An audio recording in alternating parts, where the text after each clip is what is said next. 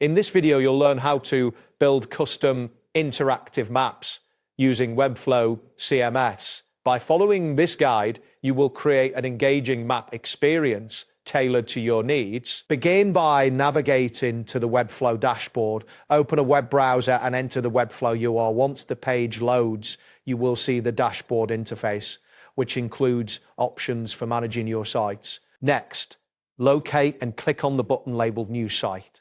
This button is typically found on the upper right side of the dashboard. After clicking, a new screen will appear, prompting you to create a new site using various tools. Once this appears, select the option for the AI site builder. This will guide you through creating a site with the assistance of artificial intelligence, streamlining the setup process. After that, you will see a prompt that says, "Describe your site." Click on this option to provide details about the type of site you wish to create. This step is essential for tailoring the AI suggestions. Type in the phrase, "Build custom interactive maps with Webflow CMS" into the text field provided. This description will help the AI understand your project goals and generate relevant suggestions. Click on the Enter key to confirm your input. A loading indicator may appear, signaling that the AI is processing your request. Wait for the system to respond before proceeding.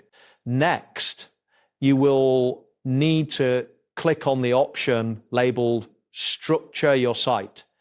This action will guide you through organizing the layout and features of your map. After that, select the Generate Site option. The system will start creating your site based on the information you've provided.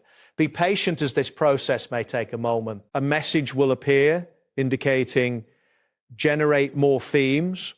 This prompt suggests additional themes you can explore for your interactive map. Review these options carefully. Next, a message stating customize your design will be displayed. Click on this option to begin personalizing the visual aspects of your map according to your preferences. After customizing the design, you will see a message that says customize your sections.